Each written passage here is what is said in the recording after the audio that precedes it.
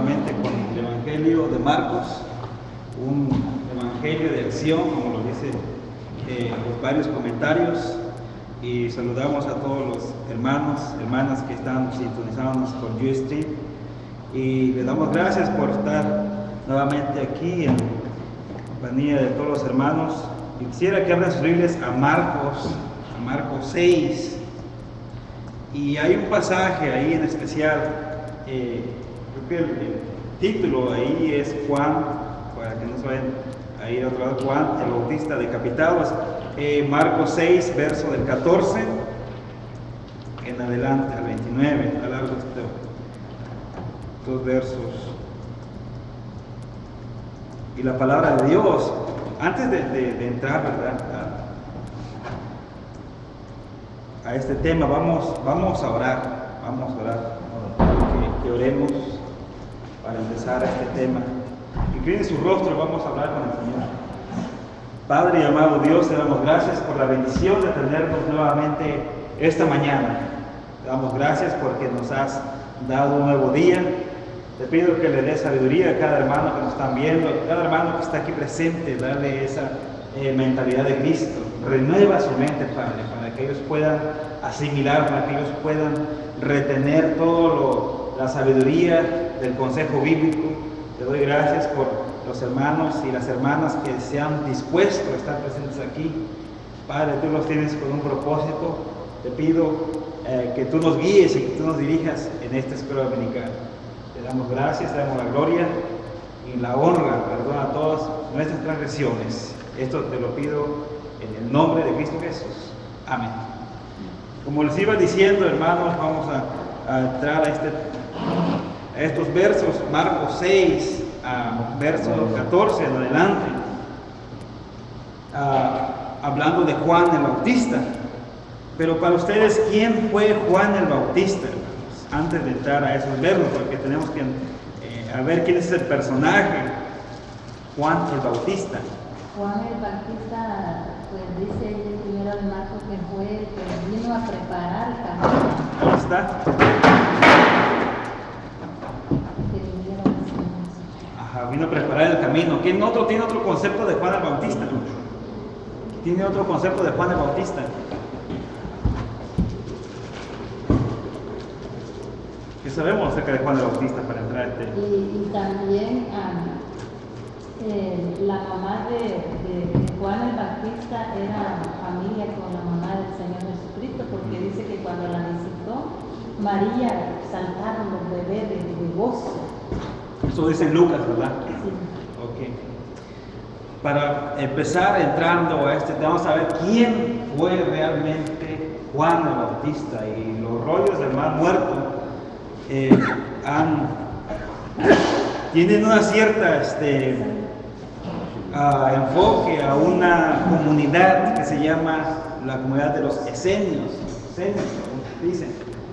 Pero esta comunidad era, como lo dicen historiadores, eran perfectos en la ley, guardaban toda la ley, eran muy ortodoxos, muy derechos.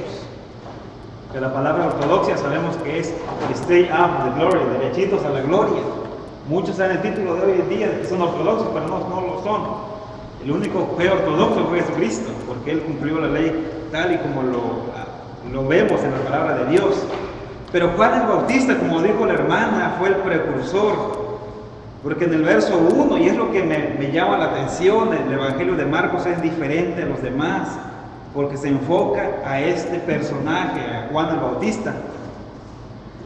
Dice, él dijo esto, Juan el Bautista preparó el camino, dice la palabra, pero Marcos lo enfoca de esta manera: principio del Evangelio de Jesucristo, Hijo de Dios. Marcos enfoca esto, el Evangelio, las buenas nuevas. Y luego aquí nos dice en el verso 2, como está escrito en Isaías, el profeta. Ya estamos viendo que esto no nomás lo venían diciendo por tradición. Esto no nomás vino un movimiento nuevo a preparar el camino, un movimiento nuevo, como muchas sectas, muchas religiones lo hacen hoy en día. No, esto ya estaba escrito, está profético. El profeta Isaías lo dice, como está escrito en el profeta Isaías. Dice, he aquí, yo envío mi mensajero delante de tu faz, el cual preparará tu camino delante de ti. Aquí estamos viendo ya la presencia, ya estamos viendo a Juan el Bautista. Este ya era proclamado, este ya era desde antes, más bien destinado para esta gran comisión, esta apertura ¿de qué? De Jesucristo. Y aquí nos dice, como está escrito, dice, el cual dice, he aquí, yo envío mi mensajero delante de tu faz. No está hablando de Jesús, está hablando de Juan el Bautista, el cual preparará tu camino delante de ti, para darle paso a Jesucristo. Y estas palabras tan famosas de Juan, o de lo que sabemos de Juan, el verso 3, capítulo 1, Marcos, verso 3, dice, voz de que clama en el desierto, preparad el camino del Señor. O sea, este iba a preparar el precursor de Jesucristo, enderezad sus sendas. Y aquí sabemos, por tradición, sabemos bíblicamente que Juan el Bautista era el que le iba a dar, el que iba a abrir el terreno, el que le iba a abrir esa brecha para presentar al Mesías, al Señor Jesucristo, y dejarlo en esa gran liderazgo. Y ahora vamos, para ya un poco de introducción, quién era Juan el Bautista. Y más adelante sigue Juan el Bautista, dice, bautizaba Juan en el desierto y predicaba el bautismo del arrepentimiento para perdón de pecados. Y salían a él toda la provincia de Judea y todos los que de Jerusalén, y eran bautizados por él en el río del Jordán, confesando sus pecados. Dice, y Juan estaba vestido de pelo de camello y tenía un cinto de acuerdo un cinto de cuero alrededor de sus lomos, y comía langosta y miel silvestre. Y he aquí pues el texto, por eso más que nada lo adaptan, la gente le dice que este era de la comunidad esenia, porque los esenios eran separados, eran los santos de ese tiempo, eran mejores, y me atrevo a decir que mejores porque la historia lo dice, en la ordenanza, en la ortodoxia, en el hábito de los fariseos, que oraban en público para que toda la gente los viera, querían llamar la atención a todos, pero los esenios se los llevaban, o sea, eran más, como dicen los historiadores de aquel tiempo, eran perfectos en la ley. Ellos guardaban el sábado, como todo judío, pero lo llevaban a extremo, guardar el sábado. Ellos se purgaban el viernes para no salir, se purgaban el jueves para estar viernes todos limpios, y el sábado no salir de ahí, estaba a estar acostados, no mover nada, comían. Y eso era que los llevaba a un tipo de vida santa, supuestamente, que hoy en día los católicos han querido imitar eso por malas interpretaciones. No se casan por ser cébiles, tradición. En Mateo nos dice que si uno desea obispado, buena obra desea, pero debe ser irreprensible, marido de una sola mujer, tiene que casarse. Otra cosa que dicen que el primer papa fue Pedro. Este varón, el apóstol Pedro, fue casado. Vemos que Jesucristo fue a sanar la esposa de Pedro, la suegra, perdón, de Pedro. Y si sabemos que si tiene una suegra, es porque está casado, no tiene una suegra no vas por tenerla. Ahora bien, todo esto acontece en este tiempo, pero ahora vamos a entrar al tema. Ahora sí hay que entrar al tema de Marcos 6, donde nos quedamos. Es que era una introducción de quién era Juan el Bautista. Porque mucho confundimos a veces con Juan, el que era el discípulo amado. Pues no es Juan el Bautista. Qué tremendo es Juan el Bautista. Y miren lo que pasó aquí, Juan el Bautista, el 6:14. Dice, oyó el rey Herodes la fama de Jesús, porque su nombre se había hecho notorio. Este era famoso ya. Y se acuerdan que lo seguían niños, niñas, ancianos, judíos, no judíos, de todo lugar le seguían ya a Jesucristo. Él había ya hecho sus milagros, él hablaba con autoridad, él era el Hijo de Dios. Muchos lo reconocían, muchos no lo reconocían, pero él se había hecho notorio. Y dijo, ¿quién dijo? Herodes dijo, Juan el Bautista ha resucitado de los muertos. ¿Por qué dijo eso Herodes? ¿Saben por qué dijo eso Herodes? Herodes había escuchado de Juan, había visto más que nada el ministerio de Juan el Bautista. Incluso un pequeño comentario aquí donde dice, Herodes Antipas era hijo de Herodes el Grande. La reacción de Herodes al ministerio de los 12 se menciona 2 veces. Él está convencido que Juan el Bautista se había levantado de los muertos.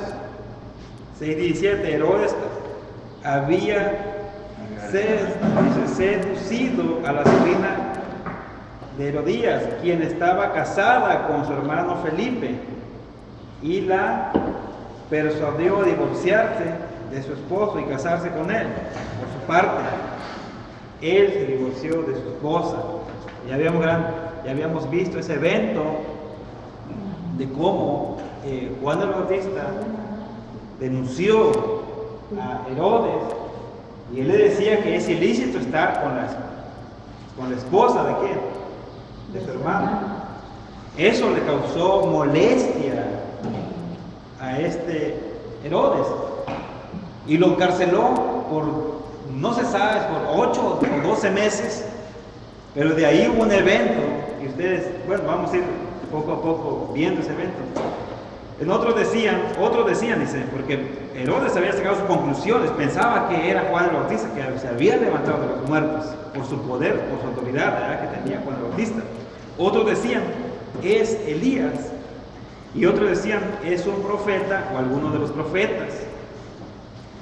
Al oír esto, Herodes dijo, este es Juan, el que yo decapité, mira, ya lo había decapitado, que ha resucitado de los muertos, porque él mismo, Herodes, había enviado y prendido a Juan, y le había encadenado en la cárcel por causa de Herodías, mujer de Felipe, su hermano, pues le había tomado por mujer.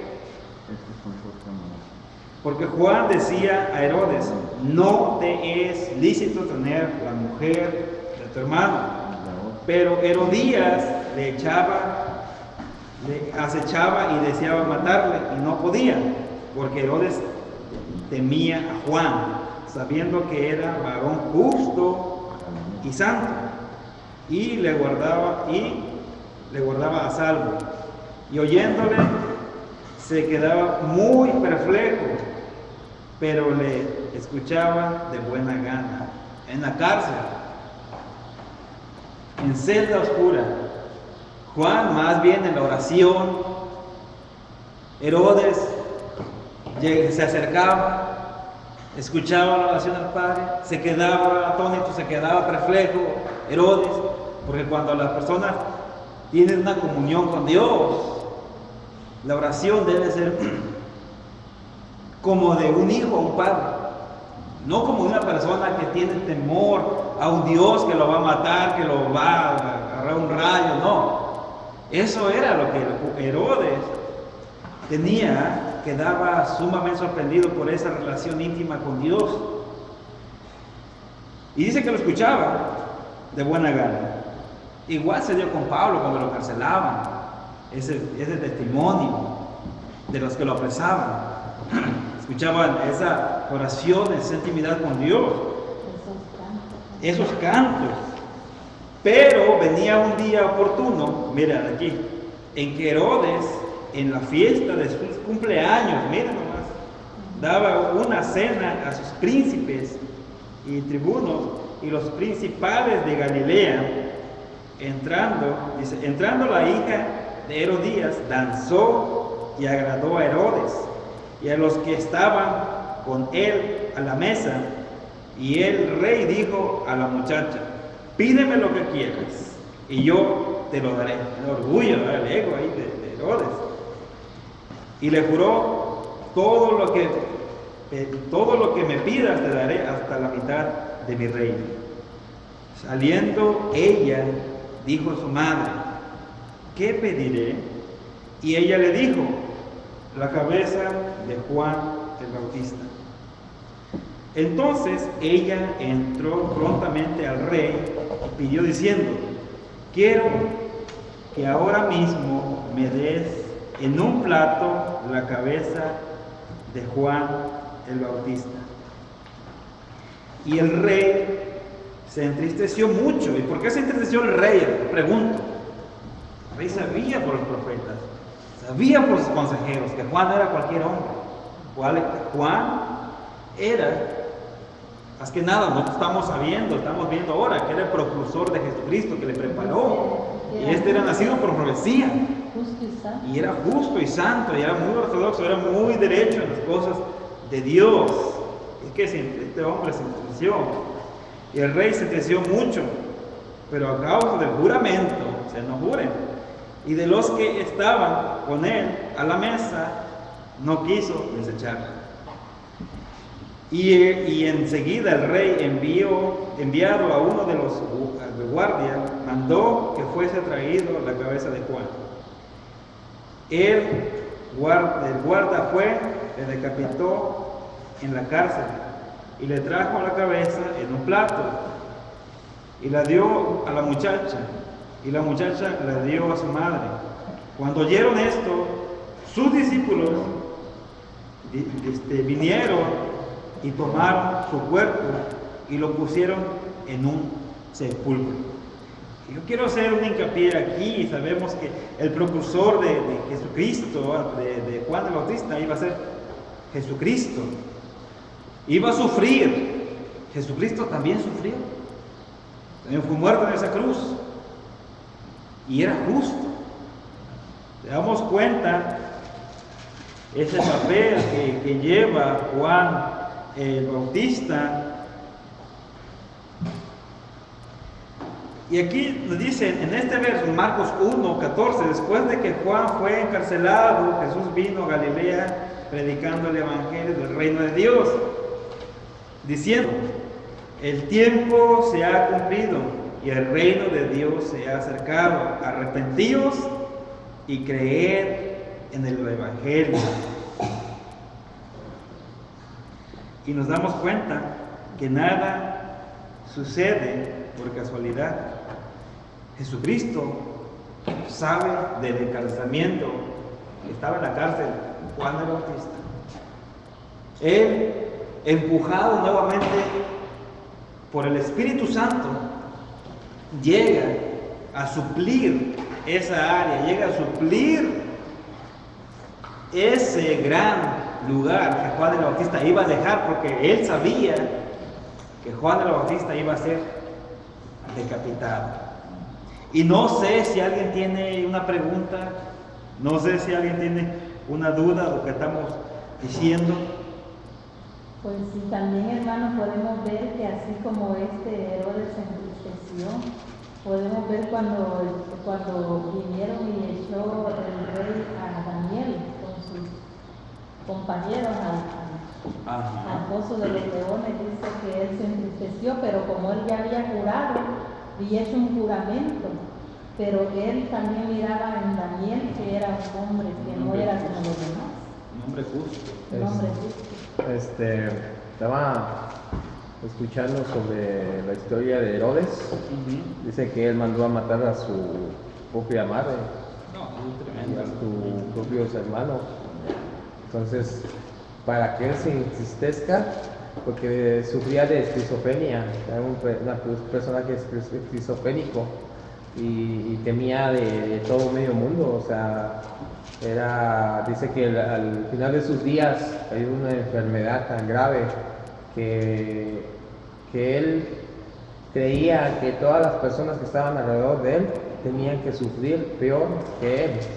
Entonces mandó a torturar a todas las personas que le rodeaban para que no nada más sintiera él el dolor, sino también el que le rodeaba. Sí. Entonces, para que se haya puesto entristecido por lo que hizo por Juan el Bautista, tuvo que tener un grado de conciencia de quién era Juan el Bautista. O sea, no era un grado de conciencia común y corriente. Sabía lo que estaba haciendo. O sea, y sabía lo que le esperaba también. Incluso Saúl, no sé si se acuerdan de esa, porque dice que ahí en ese texto no lo dice muy bien, ¿verdad? Lo dice, pero nos esconde mucho. ¿Qué es lo que pasó cuando él se acercaba y escuchaba la oración, escuchaba los cantos, escuchaba todo de Juan el Bautista cuando estaba encarcelado? Y él dice que lo escuchaba con agrado. Ese agrado te lleva a una cierta paz. No sé si ustedes recuerdan al rey Saúl, cuando escuchaba a David. Él dice que sentía paz porque lo atormentaban demonios. ¿Te das cuenta? Entonces, vemos a muchas, más que nada, la Escritura nos da el main de esto es de que nada sucede desordenadamente. Dios tiene un orden. Cuando Jesús sabe que Juan fue encarcelado, Él regresa a suplir esa gran necesidad, esa gran proclamación, porque lo dice el texto, ¿verdad? Que Él proclamó y lo proclamó fuertemente, ese arrepentimiento, y lo vemos ahí. Y yo quisiera, ¿verdad?, que cada uno de ustedes mirara ya el texto de una manera más profundamente, ¿verdad? Porque tal vez aquí podemos ver unos pedazos para acá y tenemos que estudiar los 4 evangelios para poder entenderle más. Pero de esta fama que tenía Jesucristo, nos está diciendo que Herodes dijo: este ha de ser un nuevo profeta, este ha de ser Juan el Bautista que ha levantado de los muertos, porque si nos damos cuenta, Juan el Bautista tenía ya a sus seguidores. Juan el Bautista también bautizaba, pero el que realmente iba a dejarle el camino iba a ser a Jesucristo. Porque no sé si se recuerdan de los primeros capítulos que leímos de Marcos, en ese gran bautismo.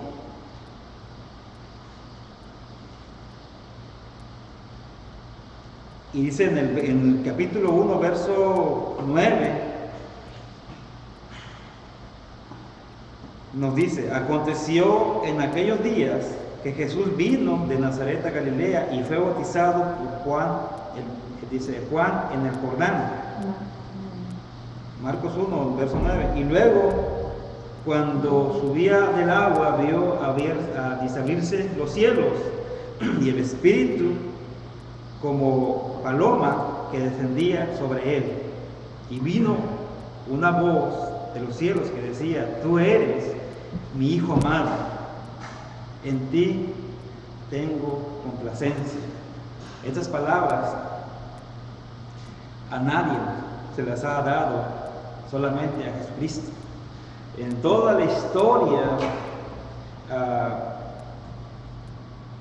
judaica, por decirlo así, hebrea, en excepción a este tiempo que Juan el Bautista venía proclamando el Evangelio, no es que venía proclamando que iba a venir esta persona, Jesucristo, Dios, un hombre, ¿verdad?, que realmente tiene la divinidad de resucitar los muertos, de de tener el clima, por hacer, hemos leído muchos acontecimientos donde Jesucristo hace milagros. A nadie, de todos los profetas, de todos los líderes religiosos, se ha desgarrado el cielo y ha abierto, ha echado una voz como estas palabras: tú eres mi Hijo amado, en ti tengo complacencia. Estas palabras fueron escuchadas por varios testigos que estaban alrededor viendo el bautismo, porque sabemos en aquel tiempo y sabemos el día de hoy que un bautismo es algo público. Hay testigos. El que va a ser bautizado está dando, ¿qué dice? Un acto de obediencia y está aceptando lo que dice la palabra. Pero en sí vemos a Juan el Bautista, el que le iba a dar, más que nada, iba a presentar a Jesucristo como el Mesías. Y algo que yo recuerdo en mi caminar es de que Juan el Bautista, no sé si ustedes han leído los demás evangelios, donde dice que miran a Jesucristo de lejos y le dice Juan el Bautista: he aquí el Cordero de Dios que quita el pecado del mundo. ¿Si han escuchado esas palabras? ¿Si se les hace familiar esas palabras? He aquí el Cordero de Dios que quita el pecado del mundo. Yo no sé si a ustedes le hace familiar esas palabras. Esas palabras lo puede decir cualquier, incluso cualquier evangelista, cualquier maestro. Lo puede decir cualquier predicador, pero en la voz de Juan el Bautista, esto era un poder, porque le estaba guiado por el Espíritu Santo, viendo a Jesucristo y diciendo esas palabras de este es el Cordero de Dios que quita el pecado del mundo. Y si nosotros lo ponemos a estas palabras, no vamos a ver qué es lo que está diciendo, porque un cordero es un animalito. En aquel tiempo, en la tradición judía, y todos sabemos que han estudiado un poco más del Antiguo Testamento, cuando se hizo la Pascua, Dios mandó a Moisés, dile a mi pueblo que voy a pasar esta noche. Cada quien mate en su casa un cordero, y la sangre del cordero pinta en los dinteles, en los muros, que tengan la señal. Yo voy a pasar y no voy a matar a las personas que estén ahí. Bueno, esta sangre del Cordero que dice Juan el Bautista era la sangre de Jesucristo. Y por esa sangre, esa bendita sangre, nosotros hoy en día somos salvos. Dios nos ha dejado morir en el mundo allá.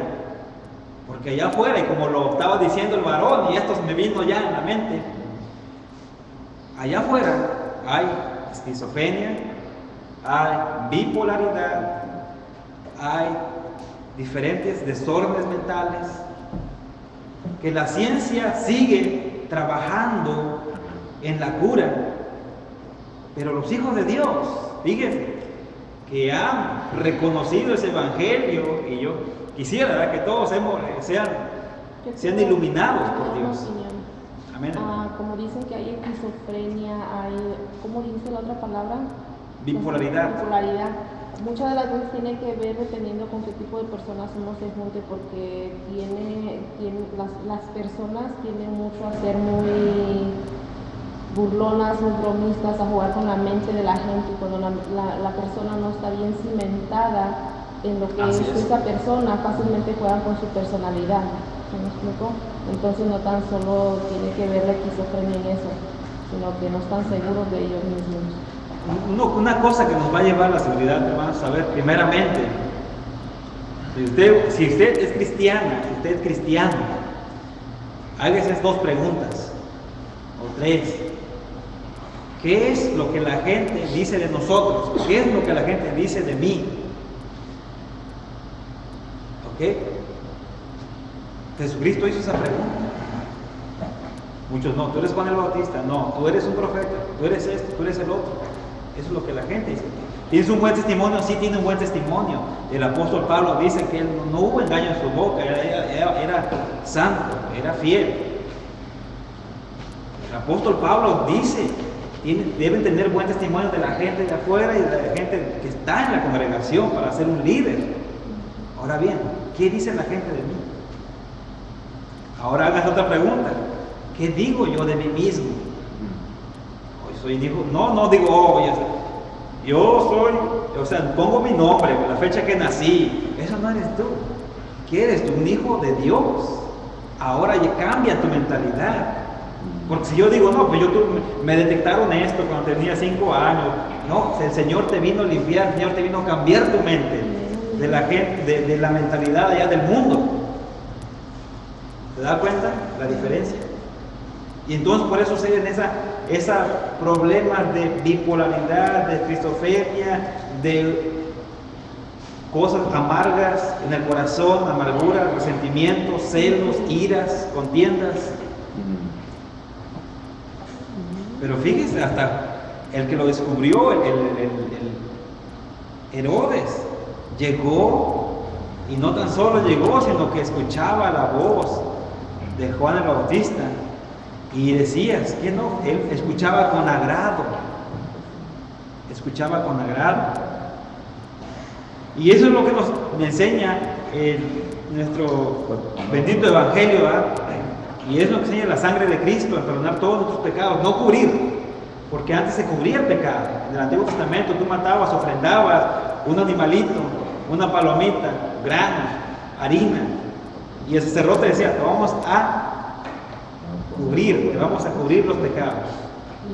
El otro año vienes y te vamos a seguir cubriendo.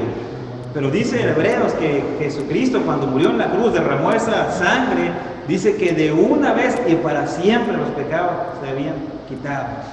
Que lo acepte la gente es una cosa, que lo aceptamos nosotros, esto está escrito y es una realidad. Yo tengo una opinión. Ahora, bueno, y desde siempre, pero ahora sobreabunda es el que dijo la esquizofrenia, el autismo, muchos niños con autismo. Pero yo digo, esos son, para mí, son demonios. Son demonios que atormentan al ser humano. Y niños que traen estas maldiciones de generación en generación por sus padres o por sus antepasados. Yo me encontré el otro día en Kaiser a un muchacho, fui al doctor, y el muchacho tenía como unos 18 años. Y hermano, Dios nos ha dado el poder del Espíritu Santo y el discernimiento. Cuando yo vi a este muchacho que andaba amarrado así de la cabeza y caminaba como que era loco así, y luego se regresaba, le decía a su mamá, y yo que de curiosa le dije, yo desde que lo vi dije, este muchacho lo atormenta demonio, porque dice que él no puede dormir y que le dan pastillas para dormir y que él no puede dormir. Y yo le dije, pues ya lo han llevado a su hogar, trate del sistema nervioso, ya lo han sobado, ya le han tratado. Y yo digo, bueno, este muchacho son demonios que lo atormentan. Y puede ser que él le abrió puertas, porque hay muchos jóvenes que se meten como al ocultismo, a conocer cosas que no quieren. O los familiares, o vienen de los generaciones. familiares. Bueno, pero voy a contestar esa pregunta, hermano. Son dos posturas, y ahí le va, dos posturas. Una, Dios mismo, nadie tiene la autoridad de autorizar que uno sea atormentado por demonios, solamente Dios. Y lo vemos en el libro de Job, lo vemos en diferentes pasajes de la escritura. Dios mismo hace para que al momento que llegue, o sea, a reconocer a Dios, porque eso pasa, porque la peor de las cosas de hoy en día es la ignorancia. Lo hemos visto, lo hemos leído en la palabra de Oseas, nos dice, la gente sigue dormida. La ignorancia, esa es postura. Dios hace, Satanás no tiene poder en un cristiano. Dios permite, Dios permite. Yo sé que Satanás no tiene poder, pero la mentalidad del hombre le da ese poder. La pero mentalidad ¿sabe del qué, hombre le da hermano? poder. Por ejemplo, si miramos al mismo Señor Jesucristo, fue tentado por el demonio cuando estaba allá, que bajó de los 40 días de orar de la montaña. Y también tenemos otro caso donde dice que el Señor viene y limpia esa casa. Entonces, cuando los demonios han salido de esa casa y luego dice que se vuelven, están cuidando para volver a entrar y traer otros 7 más. O sea que los demonios sí existen. Sí existe, es una realidad, sí existe. Pero ¿sabe qué? Que el cristiano, por eso dice la palabra, que los vistamos de toda la armadura Ahí de está Dios una de las y cosas del que no se poder y viste de la en el oración. cristiano. Pero un cristiano que esté dormido y que no cree en eso, está perdido. Hoy en día se nos ha olvidado a muchos vestirse de lo que dijo, de toda la armadura de Dios. Uno es bautizado, uno acepta a Cristo, uno es bautizado y dijo, no, yo ya salí de todo eso. No, ahí vienen los problemas, vienen las pruebas. Y es una enseñanza diferente, pero ese es el camino de recuperación, ahí lo decimos todo cuál es. Pero va a ser otro tema, porque el tiempo nos frena. La otra postura que estaba diciendo es, desde que uno concibe al niño, este rechazo, desde niño, ni ha nacido, ya ni ha salido al mundo, ¿verdad? Cuando hay una cierta negación del padre, de la madre, que no hay un parto no deseado, un embarazo no deseado, el niño va sintiendo todo ese efecto, viene siendo ese trauma. Y estudios a eso. Entonces, cuando crece el niño, los primeros 5 años debe ser de seguridad del niño, agarrarlo por la mano, jugar con él. Pero cuando es desprecio, cuando el niño siente todo esto, entonces, ¿qué le causa al niño? No, pues ya va saliendo con una inseguridad. Si los primeros días, cuando le cortan el ombligo al niño o a la niña, empieza a llorar, ¿por qué? Porque se siente desapartada de lo que ya estaba acostumbrado a la mamá. Entonces, tienes que recuperar otra vez esa confianza. Pero si el niño es despreciado, la niña es despreciada, ¿cómo va a hacer eso? Entonces viene haciendo escalón ese tipo de mentalidad del niño. No, pues esto no es así y eso no hay que verlo de esa manera. Hay que llegar y tener ese sumo cuidado a los niños por hacer un desorden. Y este desorden en el futuro va a una consulta con un psiquiatra. ¿Y qué hace el psiquiatra? Les prescribe medicamentos, una droga para controlar esas emociones. ¿Y qué hacen ellos, hermano? Perdiendo la habilidad, sus sentidos, que al final del día no hubo ni un beneficio de la familia ni del niño. Más bien terminan en el freeway suicidándose, más bien ahorcándose en las casas, cortándose las venas. Es una tristeza eso. Pero por eso el Señor nos dio el Evangelio. A mí me da más tristeza ver que la gente conoce de Dios, conoce mucha palabra, pero sus hechos son otros. Es lo que a mí más me da tristeza. Porque de todo lo que sale de la boca de esas personas, de todas sus actuaciones, van a dar cuenta delante de Dios cuando estén en el trono de Él.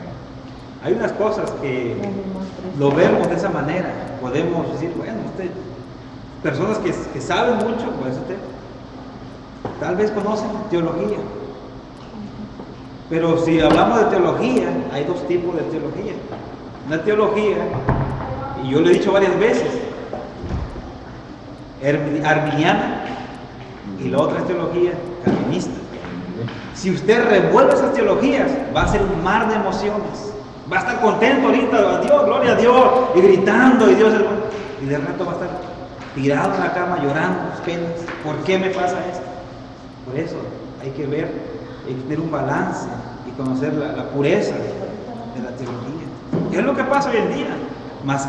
¿Qué pasa hoy en día? Esconden la historia, la rompen, la queman para que nosotros no sepamos realmente cuál es la pureza. Por eso está el Espíritu Santo que nos va a guiar a toda la verdad.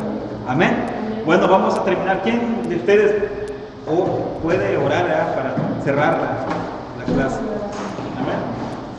Padre bueno, Señor bendito que estás en el cielo, papá, en el nombre de Jesús, Señor, venimos a ti dándote gracias, Padre, por el día que nos ha permitido ver su luz, Padre Santo, gracias, Señor bendito.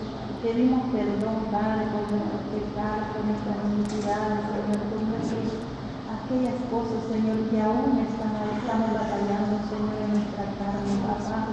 Pero reconocemos, Señor, que somos débiles y por eso venimos a ti, Padre, porque su palabra dice: venid a mí los que estén cansados y cargados, y yo os haré descansar y les daré abundancia de paz. Por eso venimos aquí, Padre, porque somos lo más vil y menospreciado, Padre, pero venimos al trono de tu gracia, Señor, pidiéndote que nos ayudes, Padre, que nos capacite cada día, Señor, cúbranos con tu preciosa sangre, Padre, cubra cada uno de nosotros, Señor. Padre, que todo aquello que se levanta contra tu siervo sea derribado, Padre, lo echamos fuera en el nombre poderoso de Cristo Jesús. Bendiga a cada uno de nosotros, bendiga a mi hermano René, Señor, bendiga, Padre, esa palabra que se va a exponer en su templo, Padre, esa alabanza, Señor, que usted vaya limpiando ya los aires, Padre, vaya limpiando esos lugares, esos rincones, papá, que quieren estorbar su palabra, que quieren estorbar la alabanza, Padre, que quieren estorbar todo aquello, ese amor, Padre, que hay en nosotros, porque dice su palabra, Padre, que en esto conoceremos que somos sus hijos, sus discípulos, en que tengamos amor los unos con nosotros, papá. Ese es el gran mandamiento, Padre, que nos amemos, Señor, no mirando nuestras circunstancias, Padre. Reprendemos al devorador de en medio de nuestra vida, porque la misma sangre, Señor, que ha comprado a mis hermanos, me ha comprado a mí, Padre. Y sé, Señor, que yo no soy perfecta ni en mis hermanos, Padre, pero dice su palabra que llevemos las cargas los unos con los otros y que oremos los unos por los otros, papá. Yo le pido que lo bendiga, Padre, que nos ayude a estar firme, Padre, hasta la venida suya, Padre. Le damos gracias, Señor. Trae, Señor, a aquellos que vienen en camino, Padre, para que nos gocemos, Señor, de una manera especial, papá. Gracias le damos en el nombre poderoso de Cristo Jesús. Amén. Amén. Y ahora vamos a pasar. Gracias, hermanos. Dios les bendiga. Hasta el próximo juego dominical. Los esperamos. Son a las 9:30. Estamos aquí. Todos lo están viendo. Dios les bendiga y Dios les guarde. Bendiciones.